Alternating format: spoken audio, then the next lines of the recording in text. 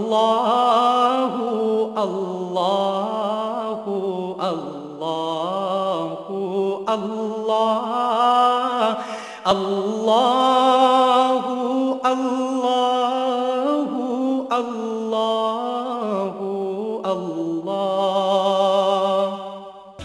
الحمد للہ رب العالمین والصلاة والسلام علی حبیبہ محمد وآلہ وصحبہ اجمعین اعوذ باللہ من الشیطان الرجیم بسم اللہ الرحمن الرحیم احسب الناس ان یترکوا ان یقولوا آمنا وهم لا یفتنون کیا ان لوگوں نے یہ خیال کر رکھا ہے کہ وہ اتنا کہنے پر چھوٹ جائیں گے کہ ہم ایمان لے اور ان کو آزمایا نہ جائے گا؟ اس میں دلالت ہے کہ مجاہدہ وصول المقصود کی شرائط میں سے ہے، شرائط عادیہ میں سے وہ اضطراری ہی ہو۔ ارشاد باری ہے، سورہ عنکبوت شروع ہوتی ہے کہ لوگوں نے یہ سوچ رکھا ہے کہ وہ یہ کہنے پر کہ ہم ایمان لے آئے تو نجات کے لیے یہ کافی ہے اور ان کی آزمائش نہیں کی جائے گی۔ یہ خیال درست نہیں ہے۔ کہنے کے ساتھ عمل جو ہے وہ فرماتے ہیں کہ یہ شرائط عادیہ میں سے ہے، یعنی جو ایسی شرطیں جو خاص کر بتانا نہیں پڑتی بلکہ اس کے ساتھ لازم ہوتی ہیں، عادتاً لازم ہوتی ہیں۔ تو فرماتے ہیں مجاہدہ وصول المقصود کی شرائط عادیہ میں سے ہے، محنت کرنا، مجاہدہ کرنا، اعمال میں خلوص ہونا، عبادات معاملات میں اللہ و اللہ کے رسول کی رضا کا خیال رکھنا، یہ سب اس کی شرائط عادیہ یعنی جو عادتاً شرط ہوتی ہے وہ ہے۔ اور مجاہدہ خواہ اضطراری ہو یعنی مجبوراً بھی کرنا پڑے تو وہ بھی فائدہ دے جاتا ہے۔ مجاہدہ اضطراری ہوتا ہے جیسے کوئی مشکل آ گئی، بیماری آ گئی، تو نیک لوگوں پہ جب اس طرح کی کوئی تنگی آتی ہے تو وہ کم از کم تلافی مافات ہو جاتی ہے۔ مومن پہ جب آتی ہے تو جو کمی رہ گئی وہ پوری ہو جاتی ہے۔ نیک لوگوں پہ جو آتی ہے وہ ترقی درجات کا سبب بن جاتی ہے۔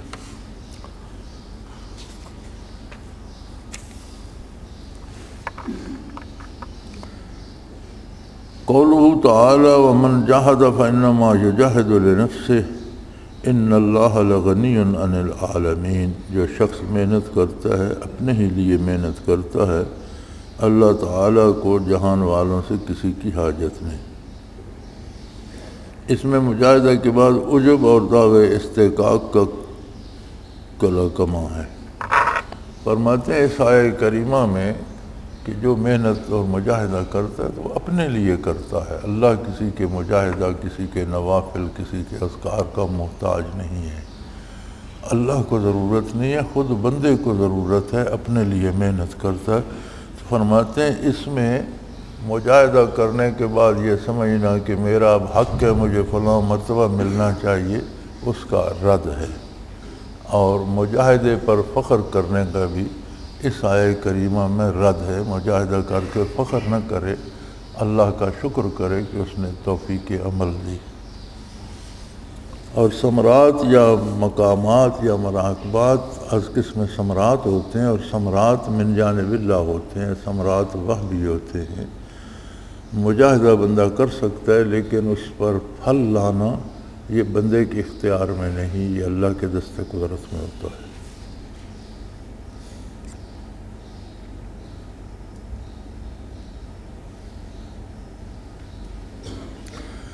قولہ تعالی وقال الذین کفروا للذین آمنوا اتبعوا سبیلنا ولنحمل خطایاکم وما هم بحاملین من خطایاہم من شیء۔ کفار مسلمانوں سے کہتے ہیں کہ تم ہماری راہ چلو اور تمہارے گناہ ہمارے ذمہ، حالانکہ یہ لوگ ان کے گناہوں سے ذرا بھی نہیں لے سکتے۔ اس میں اس قول کی نفی ہے جو بعض مدعیان طریقت اہل دلالت میں اپنے متبعین کا گروہ بڑھانے کا کرتے ہیں کہ تم ہمارے طریق میں آ جاؤ، اگر کوئی گناہ ہو تو ہمارے ذمہ۔ فرماتے ہیں بعض جاہل پیر یا بعض مصنوعی جو بنے ہوئے ہوتے ہیں تو وہ مریدوں کی تعداد بڑھانے کے لیے کہتے ہیں کہ جی ہمارے حلقے میں آ جاؤ تو تمہارے گناہوں کے ہم ذمہ دار ہیں، تمہاری نجات کا ہمارا ذمہ ہے، تمہارے گناہ ہم بخشوا لیں گے۔ فرماتے ہیں اس آیہ کریمہ میں اس دعوے پر رد ہے کہ یہ غلط دعویٰ ہے، کوئی کسی کے گناہ اپنے سر نہیں لے سکے گا، ہر ایک کو اپنا جواب دینا ہوگا۔ تصوف و سلوک ہو یا پیری مریدی ہو تو اس کا مقصد یہ ہے کہ پیر علم رکھتا ہو دین کا اور مرید کی رہنمائی کرے۔ اس سے زیادہ اگر پیر صاحب حال صاحب کیفیت ہو تو مرید کے دل کو بھی ان کیفیتوں سے آشنا کرے اور اسے بھی وہ نعمت نصیب ہو۔ تو پیر کے ذمہ یہ نہیں ہے کہ بندہ برائی کرتا رہے تو پیر بخشوا لے گا، نہیں، پیر کے ذمہ یہ ہے کہ بندے سے برائی چھوٹ جائے اور وہ نیکی کی طرف آ جائے۔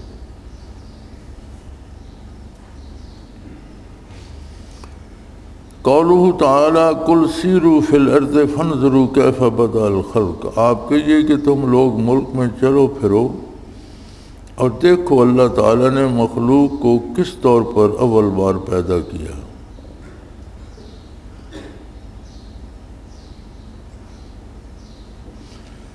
اس میں اصل ہے کہ بعض اہل طریق زمین میں سیاحی کرتے ہیں تاکہ ان کے اعمال سے عبرت حاصل کریں۔ اس میں ان کے اور بھی مسئلے ہوتی ہیں، جیسے خلق سے تعلقات کی تقلیل اور غربت اور اسباب معاشی کا فقدان۔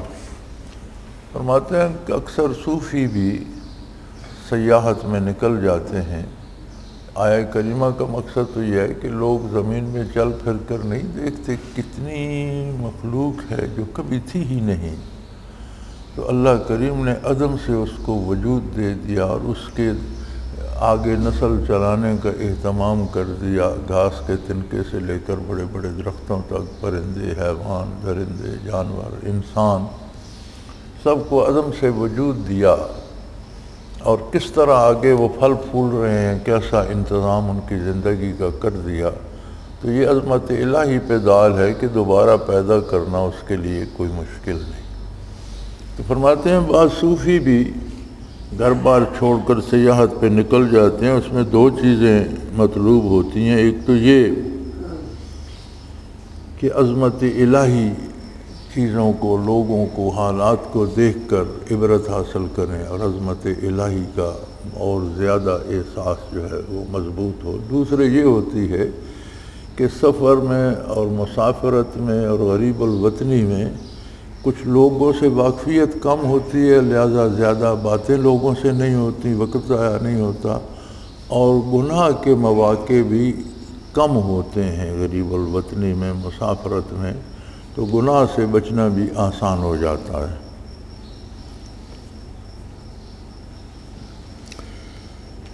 قولہ تعالی وقال انما اتخذتم من دون اللہ اوثانا مودۃ بینکم، اور فرمایا تم نے اللہ کو چھوڑ کر بتوں کو معبود تجویز کر رکھا ہے، یقیناً یہ تمہاری باہمی دنیا کے تعلقات کی وجہ سے۔ اس میں دلالت ہے کہ جس اتفاق و اتحاد میں فساد دین ہو اس کا ترک واجب ہے۔ فرماتے ہیں یوں تو اتفاق بہت بڑی نعمت ہے اللہ کی اور اتفاق ہونا چاہیے، لیکن ایسا اتفاق جس میں دین کے خلاف کوئی بات ہو یا دین کے نقصان کا اندیشہ ہو، اس سے بچنا واجب ہے۔ کہ یہ کفار سے کہا گیا کہ تم نے آپس کی محبت اور آپس کے اتفاق کی وجہ سے مل جل کر بتوں کی پوجا پر اتفاق کر لیا ہے، تو برائی پر جو اتفاق ہو، فرماتے ہیں اس سے بچنا جو ہے اس کا ترک واجب ہے، اس سے بچنا واجب ہے، اس کو چھوڑ دینا واجب ہے۔ قولہ تعالی وآتیناہ اجرہ فی الدنیا وانہ فی الآخرۃ لمن الصالحین، اور ہم نے ان کا صلہ ان کو دنیا میں بھی دیا اور وہ آخرت میں بھی نیک بندوں میں ہوں گے۔ اس میں دلالت ہے دنیا کی نعمتوں کا عطا ہونا جیسے بعض اہل اللہ کو عطا ہوتی ہیں، آخرت میں ان کے رتبے کو نہیں گھٹاتا۔ یعنی بعض اللہ کے بندوں کو اللہ دنیا میں بھی عزت دے دیتا ہے، عظمت دے دیتا ہے، اور اس دنیاوی عظمت ان کے آخرت کے رتبے کو کم نہیں کرتی، ان کا مقام باطنی یا اخروی محفوظ رہتا ہے۔ تو جیسے حضرت داؤد علیہ السلام حضرت سلیمان علیہ السلام کے ساتھ پاس بہت بڑی سلطنت بھی تھی، لیکن عظمت نبوت اس سے کم نہیں ہوتی۔ صحابہ کرام میں حضرت عثمان رضی اللہ عنہ جیسے کئی صحابہ قابل تھے۔ پھر جب فتوحات آئیں عہد فاروقی میں تو تمام صحابہ بہت امیر ہو گئے تھے، دنیاوی نعمتیں بے شمار آ گئی تھیں، تو اس سے ان کے اخروی مرتبے میں کوئی کمی نہیں آتی کہ اللہ فرماتے ہیں کہ ہم دنیا میں بھی ان کو ان کا انعام دیتے ہیں اور آخرت میں بھی وہ نیک بندوں میں صالحین میں ہوں گے۔ قولہ تعالی قال رب انصرنی علی القوم المفسدین، لوط علیہ السلام نے دعا کی کہ اے میرے رب مجھ کو ان مفسد لوگوں پر غالب کر دے۔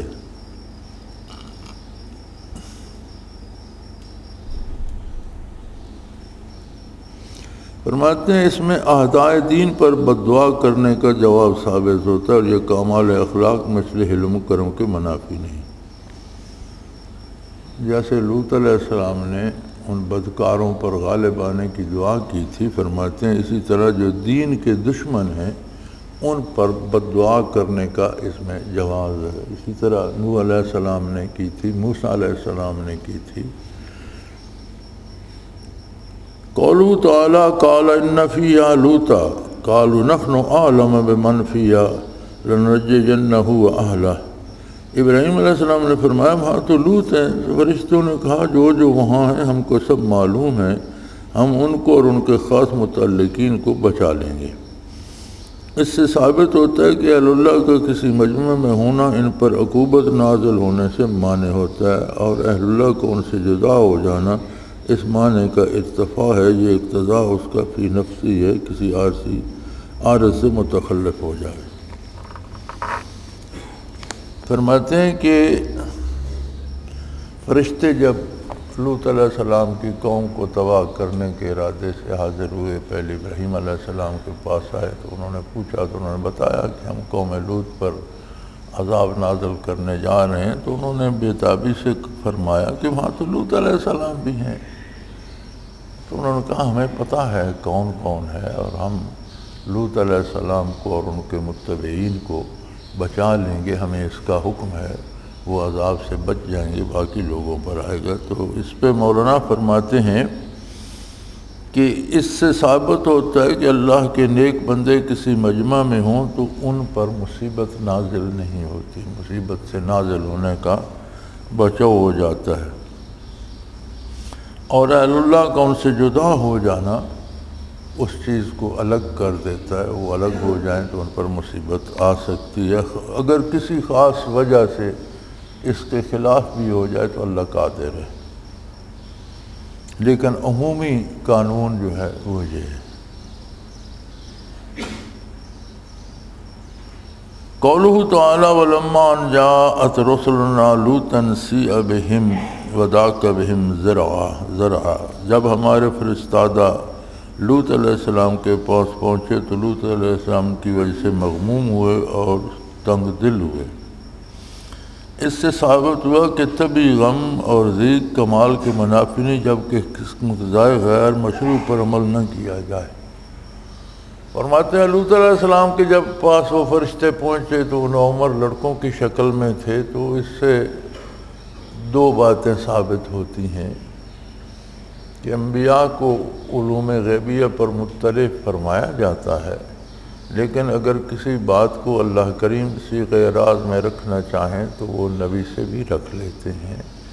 علم غیب خاصہ خداوندی ہے۔ اب لوط علیہ السلام اللہ کے نبی ہیں، فرشتے آئے تو انہیں سمجھ نہیں آئی کہ یہ فرشتے ہیں، انہوں نے سمجھا نوجوان لڑکے ہیں۔ اسی طرح ابراہیم علیہ السلام خلیل اللہ تھے، پہلے ان کے پاس آئے تو وہ ایک بچڑا تل کے سالم لے آئے کہ مہمان آ گئے ہیں، اور جب دیکھا کہ مہمان تو کھانے کی طرف ہاتھ نہیں بڑھا رہے، تو عرب میں رواج تھا کہ دشمن کے ہاں سے کھاتے نہیں تھے، اور جس کے ہاں سے کھا لیتے تھے اس کے ساتھ دشمنی نہیں کرتے تھے۔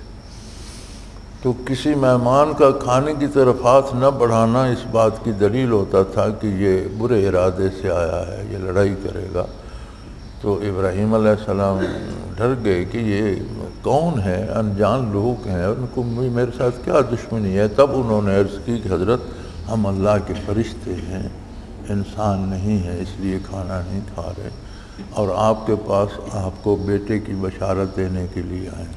تو انہیں بھی سمجھ نہیں آئی کہ یہ فرشتے ہیں، تو اعلیٰ خلیل اللہ تھے۔ تو علم غیب خاصہ الہی ہے، اللہ کریم جانتے ہیں، اور انبیاء کو جو سب سے زیادہ، بلکہ علوم غیب اصل ہوتی انبیاء کے پاس ہیں، اور آگے جو تقسیم ہوتے ہیں وہ نبی تقسیم کرتے ہیں، لیکن یہ سب اطلاع عن الغیب ہوتی ہے، جو اللہ اطلاع فرما دیں وہ ہوتا ہے، اللہ خود غیب کو جانتے ہیں۔ تو یہاں لوط علیہ السلام کو بھی سمجھ نہیں آئی، اور وہ بڑے تنگ دل ہوئے اور مغموم ہوئے کہ یہ میرے ہاں مہمان آئے ہیں، یہ قوم انہیں رسوا کرے گی۔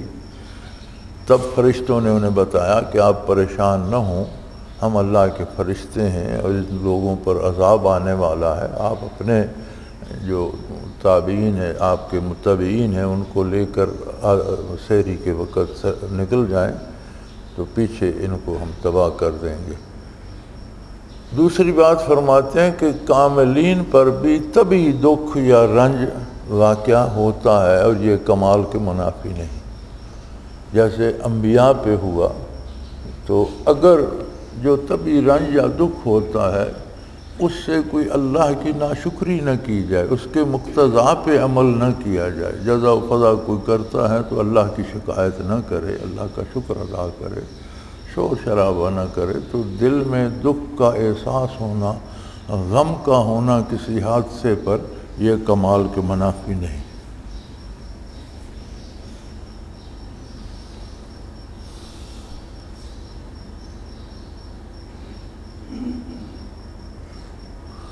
قولہ تعالیٰ الا امرأتک کانت من الغابرین، بجز آپ کی بیوی کے وہ عذاب میں رہ جانے والوں میں ہوں گے۔ اس میں دلالت ہے کہ مقبول العین کے ساتھ محض قرابت کا تعلق بدون ایمان کے نافع نہیں۔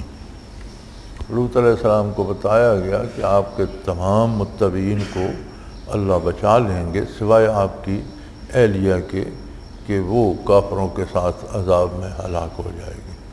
تو فرماتے ہیں میاں بیوی کا رشتہ بہت قرب کا رشتہ ہوتا ہے، ماں باپ بہن بھائی سے زیادہ ایک دوسرے کے احوال دل سے واقف ہوتے ہیں، ایک دوسرے کی تمام نیکی بدی سے واقف ہوتے ہیں، اور قریبی رشتہ ہوتا ہے۔ تو اتنا قریبی رشتہ بھی نبی کے ساتھ ہے، لیکن ایمان کے بغیر اس کا کوئی نفع ہے۔ تو جو لوگ بزرگوں کی اولاد بن کر گدی نشین بن کر بیٹھے ہیں لیکن عقائد درست نہیں، اعمال درست نہیں، ان کی کیا حیثیت ہے؟ جب نبی کی بیوی اگر اس کا عقیدہ درست نہیں تو اس کی کوئی حیثیت نہیں۔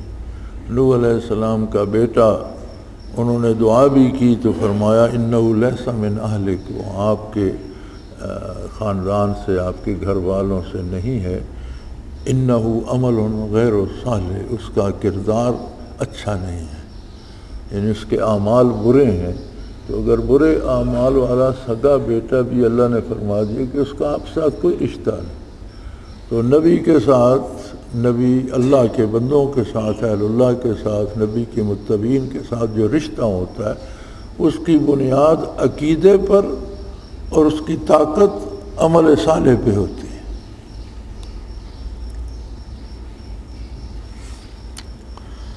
قولہ تعالی وزین لهم الشیطان اعمالهم وصدهم عن السبیل وکانوا مستبصرین، اور شیطان نے ان کے اعمال کو ان کی نظر میں اچھا کر رکھا تھا اور ان کو راہ سے روک رکھا تھا، اور وہ لوگ ہوشیار تھے۔ اس میں دلالت ہے کہ عقل و نظر کی ہوتی ہوئی تصویر نفسانی شیطانی عذر نہیں، اگرچہ عقل و نظر کے استعمال سے غافل رہے۔ فرمایا بندہ پڑھا لکھ جیسے آج کل ہے کہ یہ بہت اتنی دفعہ ایم اے کر لیا، پی ایچ ڈی کر لیا، ایم فل کر لیا، یہ کر لیا، وہ کر لیا، تو اگر یہ سب بھی ہوں لیکن اس کا کردار صحیح نہ ہو تو اس کا مطلب ہے کہ وہ شیطان میں چنگل میں پھنسا ہوا ہے، اور باوجود جاننے بوجھنے کے صاحب نظر صاحب عقل و خرد ہونے کے اسے سمجھ نہیں آ رہی، تو برائی کو شیطان لیپ پوت کر خوبصورت بنا کر بندے کو دکھاتا ہے۔ تو آپ نے دیکھا ہوگا بد نصیب لوگوں کو کہ گناہ کرتے ہیں، جرم کرتے ہیں، پھر محفل میں بیٹھ کر اس پر فخر بھی کرتے ہیں، میں نے اتنے ڈاکے کیے مجھے کوئی پکڑ نہیں سکا، میں نے اتنی چوریاں کی، میں نے اتنے قتل کر دیے۔ تو اس پہ برائی پہ شرمندہ ہونے کی بجائے یا توبہ کرنے کی بجائے فخر کرتے ہیں۔ کیوں فخر کرتے ہیں؟ کہ شیطان اس برائی کو رنگ روغن کر کے انہیں بڑا خوبصورت دکھاتا ہے کہ ہم نے بہت بڑا کام کیا۔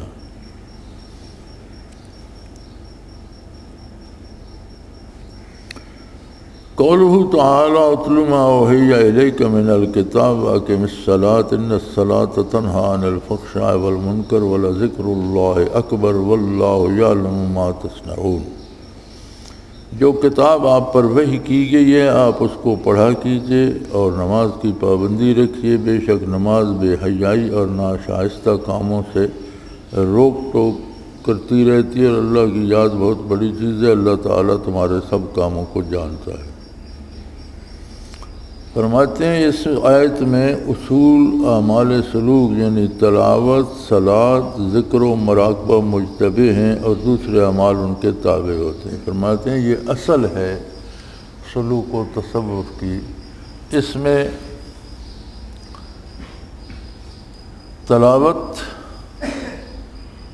قرآن کریم کی تلاوت سے مراد ہے کہ قرآن کو ترتیل کے ساتھ ٹھہر ٹھہر کر پڑھا جائے، اس کے معنی و مفاہیم پہ غور کیا جائے اور یہ سمجھنے کی کوشش کی جائے کہ یہ اللہ کریم کی طرف سے میرے نام ایک کتاب ہے، اس میں اللہ کریم مجھ سے کیا حکم فرماتے ہیں، کیا چاہتے ہیں کہ میں کیا کروں، ان کی مجھ پہ کون سی عنایات ہیں، کس طرح کا تعلق بندے اور اس کے خالق کے درمیان ہونا چاہیے۔ اس بات کو سمجھنا، اس پہ فکر کرنا، یہ تلاوت ہے۔ اور دوسری بات اس میں فرمائی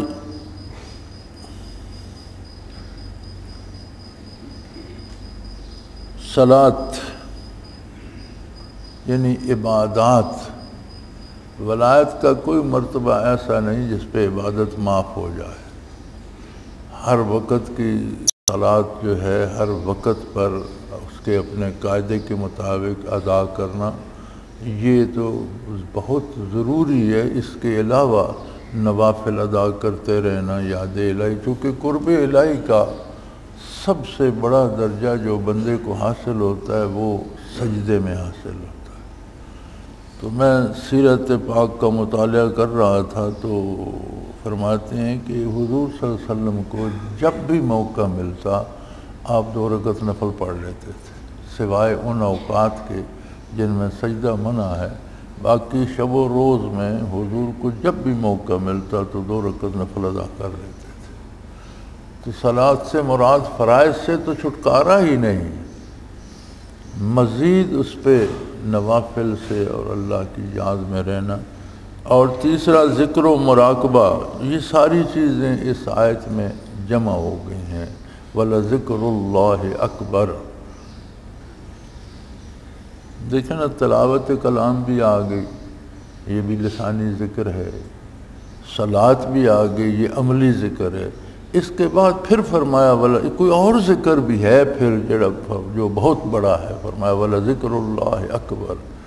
تو لسانی بھی آ گیا، عملی ذکر بھی آ گیا، اب تیسرا درجہ ذکر قلبی کا ہے۔ تو فرمایا یہ تو بہت بڑی دولت ہے کہ یہ ہر حال میں ساتھ ہوتا ہے، ذکر لسانی کرتے وقت بھی، دل ذاکر ہوتا ہے، اور عملی ذکر یعنی عبادت کرتے وقت بھی دل ذاکر ہوتا ہے، یہ تو بہت بڑی نعمت ہے۔ تو فرمایا ان سب کی اصل اس آیہ کریمہ میں موجود ہے۔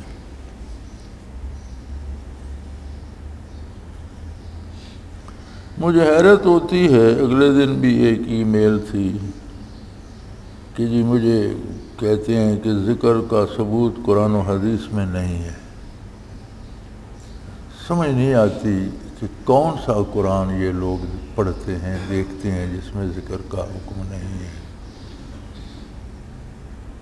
شاید من جانب اللہ بندے کی کوئی دماغ پھر جاتا ہے، اسے حقائق سمجھ نہیں آتے، کوئی گناہ غالب آ جاتے ہیں، اللہ معاف فرمائے۔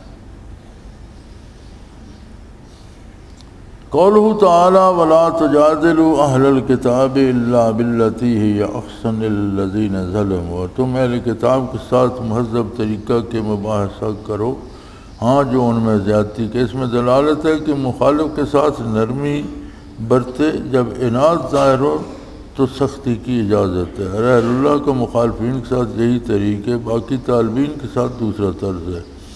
عذر کی حالت میں نرمی اور عذر نہ ہوتے وقت سختی، یہ طرز تھا رسول اللہ صلی اللہ علیہ وسلم کا صحابہ کے ساتھ، کہ اگر کوئی عذر ہوتا تو حضور صلی اللہ علیہ وسلم منع بھی فرماتے کسی کام سے، لیکن اس بندے کا کوئی معقول عذر ہوتا تو نرمی سے فرماتے، اور اگر بلا عذر کوئی غلطی کرتا تو حضور سختی سے منع فرماتے تھے۔ فرماتے ہیں اگر کوئی عذر ہو، جیسے ہے کہ اہل کتاب کے ساتھ نرمی سے بحث کرو، لیکن اگر وہ محض عداوت پہ اتر ہیں تو پھر سختی کرو۔ تو اسی طرح طالبین سے اگر کوئی غلطی ہوتی ہے اور کوئی عذر ہے، اسے معلوم نہیں تھا یا صابن ہو گیا، تو نرمی سے سمجھانا چاہیے، لیکن اگر یہ سمجھ آئے کہ نہیں یہ جان بوجھ کے غلطی کر رہا ہے تو سختی سے روکنا درست ہے۔ قولہ تعالی وَإِنَّ جَهَنَّمَ مُحِيطَةٌ بِالْكَافِرِينَ، کہ جہنم نے کافروں کو گھیرا ہوا ہے۔ چونکہ اصل میں مذکور ہے، اس میں مسئلہ تمثیل کی طرف اشارہ ہے۔ ایک مسئلہ ہے تمثیل کا۔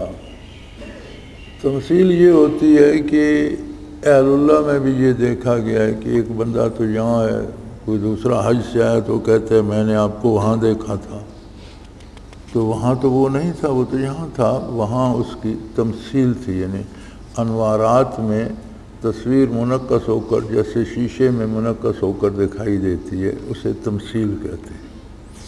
تو اس طرح بیک وقت اولیاء اللہ کا مختلف جگہ پہ پایا جانا، یا بیک وقت انبیاء کا مختلف جگہ پہ، جیسے ہم ذکر اذکار میں حضور صلی اللہ علیہ وسلم کو، دوسرے انبیاء کو مختلف مقامات پر دیکھتے ہیں، تو اس کا اس میں ثبوت ہے کہ فرماتے ہیں کہ دوزخ نے کافروں کو گھیرے میں لیے ہوئے، حالانکہ دوزخ اپنی جگہ موجود ہے، کافر دنیا میں ہیں، لیکن اس کے اثرات، اس کی تمثیل انہیں دنیا میں بھی گھیرے ہوئے۔ فرماتے ہیں اس میں تمثیل کا ثبوت ہے۔ اب یہ اگر اولیاء اللہ متعدد مقامات پہ نظر آئیں تو اس سے حاضر ناظر ثابت نہیں ہوتا، چونکہ وہ ذات نہیں ہوتی، تمثیل ہوتی ہے۔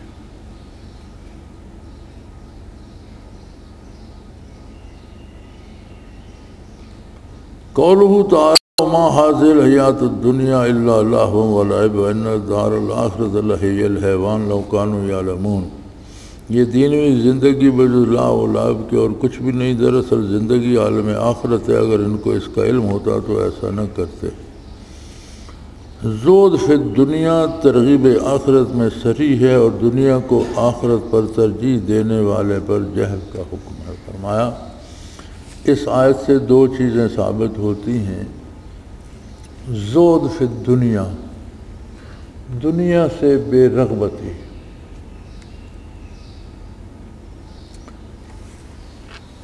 اس سے یہ ضروری نہیں کہ بندہ فقیر ہو، اس کے پاس ہو کچھ نہیں، اللہ کے دیا سب کچھ بھی ہو تو بھی اس کا دل دنیا میں نہ لگا ہو، دل آخرت میں لگا ہو، فکر آخرت میں مستغرق ہو۔ حضرت عبید اللہ آرار ہمارے مشائخ میں سے ہیں رحمۃ اللہ تعالی علیہ، تو بہت بڑی ذمہ داری تھی ان کی۔ فرماتے ہیں کہ 100 ہل چلا کرتے تھے ان کے کھیتوں پر۔ 100 ہل سے مطلب ہے کہ 100 حالی یعنی 100 خاندان تو وہ پلا کرتا تھا جو ملازم جانوروں کے، بھیڑ بکریوں کے، دوسروں کی دیکھ بھال کے لیے ہوں گے۔ اس کا مطلب ہے کہ ایک مخلوق ان کے ساتھ پلتی تھی اور بہت بڑا کام تھا۔ تو ایک دن کسی شخص کو یہ گزرا کہ حضرت یہ شیخ سلسلہ بھی ہیں، لوگوں کو اللہ بھی سکھاتے ہیں، اور اتنی بڑی ان کی دنیا داری ہے، تو یہ تو دنیا میں پھنسے ہوئے ہوں گے۔ تو اس زمانے میں کوئی پاسپورٹ ویزے تو ہوتے نہیں تھے، جس کا جی چاہے جہاں چلا جائے، سواریاں بھی نہیں ہوتی تھیں، تو لوگ ان دنوں حج کے لیے نکل رہے تھے۔ تو جس شخص کو یہ خیال آیا، اس نے حضرت سے عرض کیا کہ حضرت اگر آپ چاہیں تو میں چاہتا ہوں کہ آپ کے ساتھ مجھے بھی حج نصیب ہو جائے، تو چلیں حج پر ہو آئیں۔ آپ نے فرمایا اچھی بات ہے، تم نے نیک صلاح دی ہے، تیار ہو جو چلتے ہیں۔ اب فجر کی نماز پہ جب وہ آیا تو حضرت تیار تھے، اپنا چادر دری جو چاہیے تھا وہ پاس تھا، مسجد میں جلوہ افروز تھے۔ اسے کہا بھئی نماز پڑھو اور نکلے سفر پر۔ اس نے کہا حضرت میں نے تو تیاری کی، میرا فلانا کام رہتا ہے، بچوں کو وہ سمجھانا تھا، وہ بتانا تھا، وہ ایک شراکت دار سے یہ تھا وہ تھا۔ تو انہوں نے کہا تو تم نے مجھے کیوں تیار کر دیا؟ کہنے لگا جی میں تو سمجھا تھا کہ آپ اتنے مصروف آدمی ہیں تو آپ اس جھنجھٹ سے کیسے نکل سکیں گے۔ انہوں نے فرمایا میاں میرا کچھ بھی نہیں ہے، سب اللہ کا ہے، مجھے امانت دی ہے، میں دیکھ رہا ہوں میں نہیں ہوں گا تو کسی اور کو مقرر کر دے گا، تو یہ میرا نہیں ہے، میں تو اس کا نگران ہوں، میں چلا جاؤں گا تو اللہ کسی اور سے یہ کام لے لیں گے۔ تو وہ خود اپنے چھوٹے سے مشغلے سے نہ نکل سکا۔ تو فرمایا اسباب دنیا کا ہونا اور بات ہے اور دنیا میں دل لگانا اور بات ہے۔ تو اس آیہ کریمہ میں زود فی الدنیا، بے رغبتی یعنی دنیا دل میں نہ گھس جائے۔ جیسے کشتی پانی کے بغیر نہیں چلتی، پانی میں ہی چلنا ہے، آدمی کو دنیا میں ہی رہنا ہے، لیکن پانی کشتی میں آ جائے تو پھر وہ غرق ہو جاتی ہے۔ دنیا دل میں آ جائے تو پھر دل کو ڈبو دیتی ہے۔ اور آخرت کی رغبت، آخرت سے محبت، آخرت کی فکر، ہر عمل کے وقت خیال، اور یہ مقصود ہے۔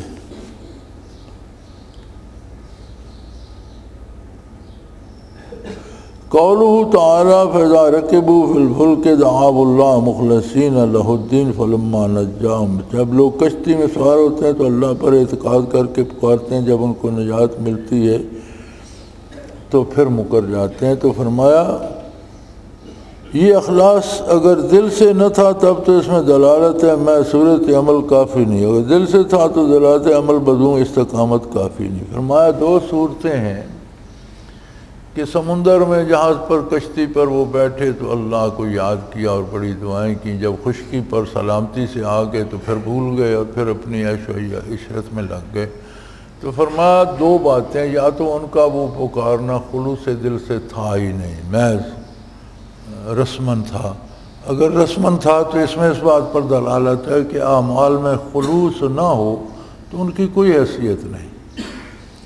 دوسری صورت یہ ہے کہ انہوں نے خلوص دل سے پکارا لیکن جب خشکی پر آئے تو بھول گئے۔ تو فرمایا اس میں اس بات پر دلالت ہے کہ اگر عمل میں خلوص بھی ہو تو اس پر استقامت اور مداومت شرط ہے، یہ نہیں کہ خلوص کے ساتھ ایک دن کیا پھر چھوڑ دیا، پھر اسے عمر بھر نبھانا شرط ہے۔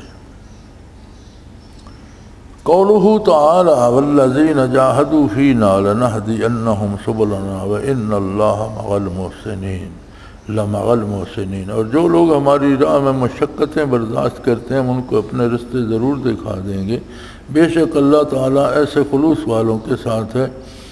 اس میں دلالت ہے کہ مجاہدہ مفتاح مشاہدہ ہے،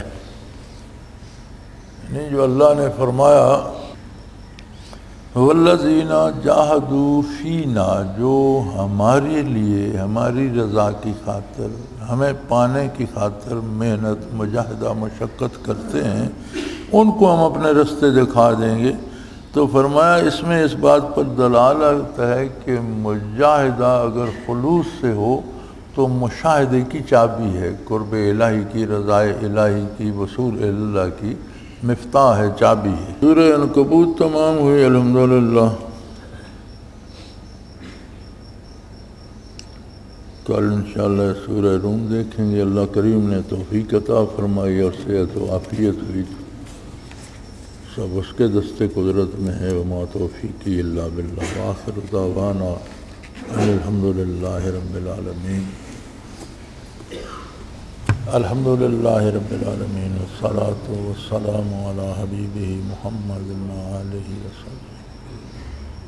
اللہم ربنا لا تقتلنا بغضبک ولا تہلکنا بعذابک واعف عنا قبل ذلك۔ اللہم ربنا لا تسلط علینا من لا یرحمنا، انت ولینا فی سفرنا وحضرنا فی مالنا واہلنا، انت ولینا فی الدنیا والآخرہ، توفنا مسلمین والحقنا بالصالحین۔ اللہم انصر الاسلام والمسلمین، انک علی کل شیء قدیر۔ اللہم ربنا لا تقتلنا بغضبک، لا تزغ قلوبنا بعد اذ ہدیتنا وہب لنا من لدنک رحمۃ انک انت الوہاب۔ اللہم اغفر لنا ولوالدینا ولأستاذینا، صلی اللہ تعالی علی حبیبی محمد برحمتک یا رحمۃ۔ اللہ اللہ اللہ اللہ اللہ اللہ اللہ اللہ۔ حضرت امیر محمد اکرم آوان مد ظلہ العالی دارالعرفان منارہ ضلع چکوال میں سالہ سال سے قرآن و حدیث کے اوپر خطابات کر رہے ہیں اور سلسلہ نقشبندیہ اویسیہ کے مطابق لوگوں کو ذکر الہی کی تربیت دے رہے ہیں۔ وہ قرآن پاک کی تفسیر ترتیب وار بیان کر رہے ہیں۔ تفسیر قرآن کو وہ موجودہ ملکی اور بین الاقوامی حالات کے مطابق بیان کرتے ہیں۔ موٹر وے سے کلر کہار کے انٹرچینج سے نکلتے ہوئے، کلر کہار کی جھیل سے ہوتے ہوئے، میانی، بوچھال اور نور پور سے گزرتے ہوئے دارالعرفان منارہ پہنچ سکتے ہیں۔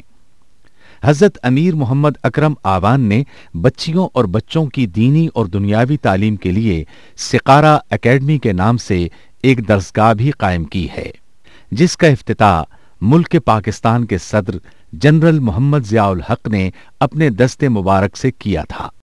وہ تمام احباب جو اسلام کی طلب رکھتے ہیں ان سے گزارش ہے کہ دارالعرفان منارہ ضلع چکوال میں امیر محمد اکرم آوان صاحب کے خطابات سے مستفید ہوں۔ وہ ہر جمعے کو نماز سے پہلے بیان فرماتے ہیں۔ ہر ماہ کی پہلی اتوار کو ماہانہ اجتماع ہوتا ہے جس میں آپ خصوصی خطاب فرماتے ہیں اور پاکستان کے چاروں صوبوں سے احباب اس اجتماع میں شرکت کرتے ہیں۔ اس کے علاوہ یہاں سال میں 2 مرکزی اجتماعات بھی ہوتے ہیں، ایک رمضان المبارک میں اعتکاف کا اجتماع اور دوسرا جولائی اور اگست میں 40 دن کا اجتماع ہوتا ہے جس میں روحانی تربیت کی جاتی ہے۔ اپنا خون سیماب دے کر اتنا ہم کر جائیں گے، نام آقا کا چمن میں پھر رقم کر جائیں گے۔